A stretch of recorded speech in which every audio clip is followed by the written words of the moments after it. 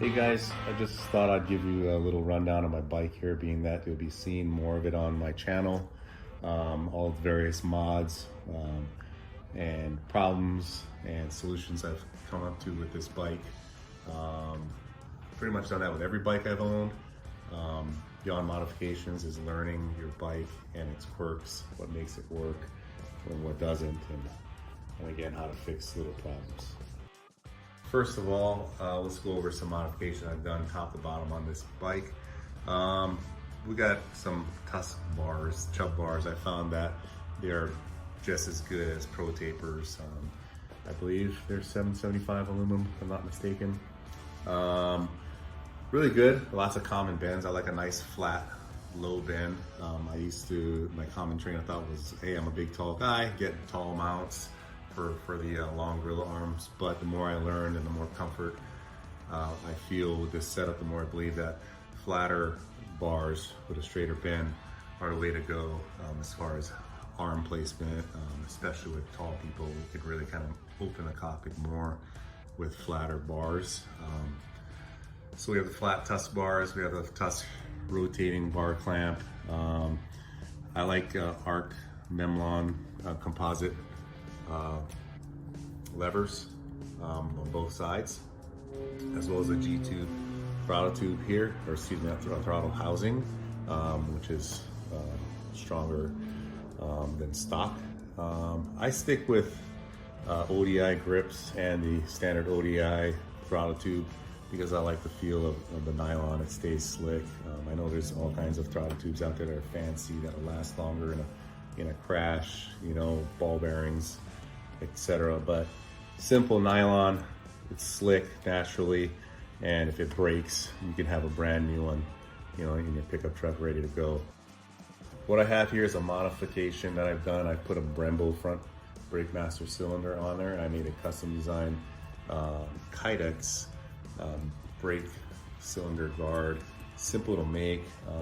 I'll probably do a video on that for you guys sometime.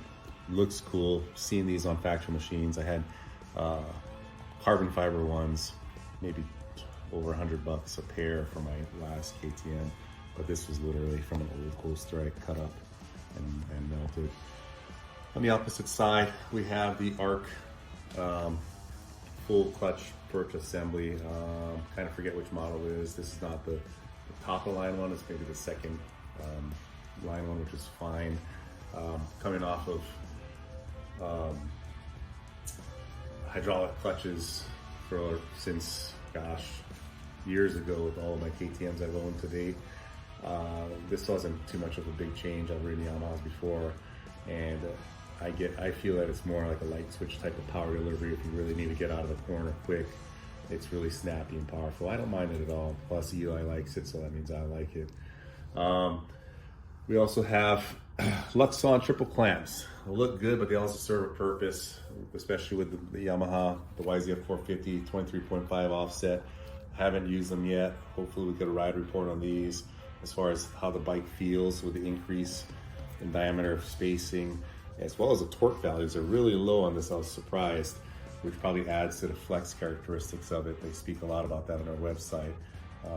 But the offset changes, I'm really interested to see how that goes, as this bike does have a little head shake when you're going fast or down straights, or when the front end is light. I feel a little bit of a pop and hit here and there, but other than that, it's nothing too crazy.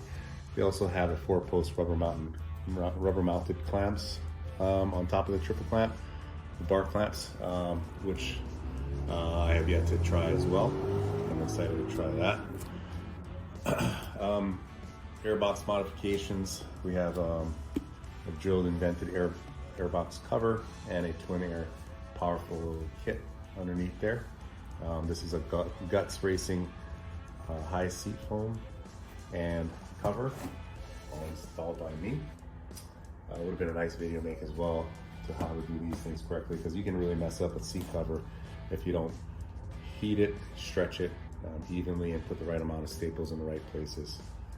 Key points. Coming back up front here, working our way down. We have a simple Tusk billet front brake clamp, Tusk brake hose, steel brake hose. And if you notice, any bolt that's purple on this bike is titanium. They're all Tusk. Great value. I know Race Tech makes great products in titanium, but Tusk is also making titanium now, and with a quarter of the fraction of the price. I believe we also have titanium brake hanger bolts. Moving on back, on the left side we have a Cycra skid plate.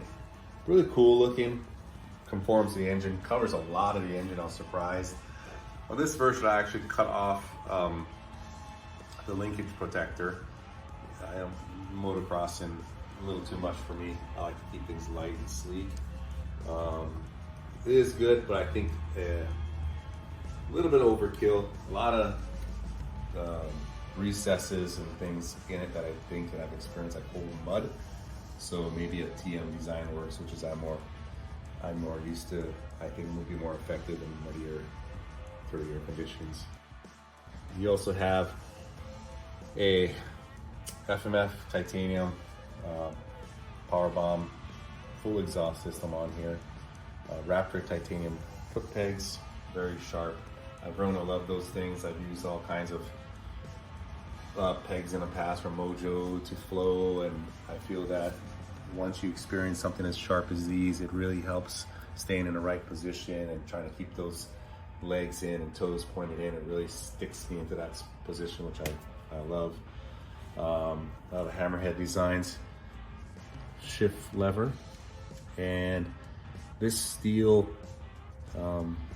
case guard here is actually a custom made piece that I took and made.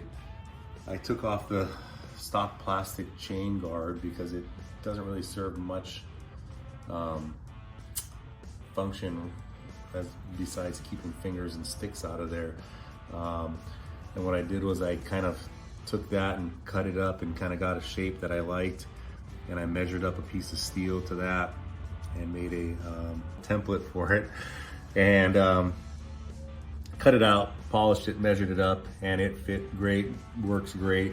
And rather than just having a piece of plastic up in front here, if this train derails, it's actually going to hit some pretty solid steel, and you polish it up and it looks like a factory piece. We got the TM Design Works. We have a frame slider, swing arm slide kit, and rollers or TM Designs.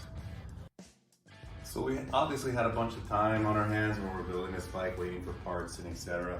So one thing we did, more of a bling factor, was we took that stock dog bone on the linkage there, removed it, polished it, gave it more of a factory look. We got rid of the moldings, marks, and that rough finish from being cast.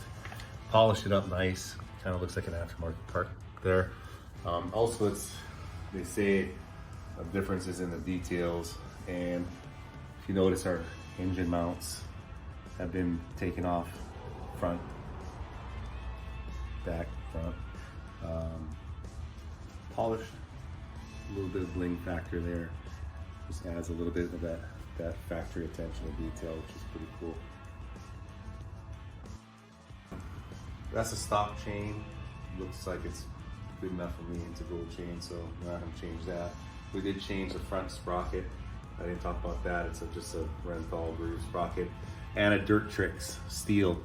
I really like these sprockets. I had good success with them. They're very light for a full steel sprocket, and they're kind of CNC designed and cut out, lightweight, work rate, wear forever. Of course, again, you have the titanium sprocket bolts, rotor bolts, and Interbis chain guide down there, and Ride Engineering axle spacers, as well as titanium Tusk, by the way, chain adjuster bolts. There's a look at the titanium 4.1 up there, muffler. Also have Backyard Designs graphics on here. I never heard of them until this past year. I've always done Decal Works, and I started playing around with Backyard Designs, and you can get your chosen graphics to look like any bike on the planet, basically. I feel there's a lot more choices than Decal Works, and the price is amazing, and the quality is great. I highly recommend them. Another addition that you can't see underneath here is a twisted development Vortex ECU tune for this bike. Tucks in real nicely. It's a simple plug and play addition, and really does help this bike. Doesn't necessarily add more power. It makes it run crisper, I think, and cleaner. And it can also be tuned to actually make it more rideable and also take away some of that bottom end hit that some people struggle with. I personally like the stock power band and a little bit of a hit in my bikes because I'm a bigger rider. So some of you bigger guys or more aggressive riders won't mind that at all. Some of you lighter riders, vet riders might want to detune it a bit because this bike has plenty to detune. We'll go into the back end here. We have the Tusk steel brake cable and stock Nissan rear brake caliper. However, this has been modified a bit. You can't really tell unless you're up against a regular stock YZ450F caliper, but we machined and removed some of the brackets front and back here that hold your disc guards and things like that. We're not off-roaders, so we don't really have that or need that kind of stuff. So I just took it off. And as far as the caliper guard, the regular plastic guard, I took that off because when I installed this line, it kind of interfered with the mounting of it. So I just removed it. Also, if you're not familiar with those guards, when you're riding hard or you're out in the desert, anything plastic covering your calipers can cause overheating and your brakes to start fading. And I just avoid that altogether by taking that off. I've never had a failure or anything hit that either. Same with the front brake rotor guards, by the way. Supercross and all that, you're all good and dandy with it because you're not riding for long periods. But if you get in a long outdoor off-road race, you can overheat your calipers and melt those brake pads real quick if you have too much covering and protection on your rotors and calipers. We have True Grip frame grip tape on both sides of the frame. That's really cool. I just got it last week. One ride on it, so we're still kind of figuring it out. A Fast Company brake return kit eliminates the need for that spring, that kind of cheesy spring, and gives you a little bit more feel. You can dial in the amount of feel you want at the pedal. And also we removed the brake pedal itself. We cut off a tab that attaches to that cheesy spring, the stock spring. My theory is if we're not using it, we're not needing it, and it'll shave an ounce or two, we're getting rid of it. Again, Recluse designs there. I have those on most of my, or I've had them on the last several of my bikes. This is a manual torque drive. Been really great so far, no problems with it. A Tusk oil filler cover. Nobody likes the cheesy plastic one that comes on your bike. If you're gonna spend that much money on a bike, you might as well get a good aluminum one.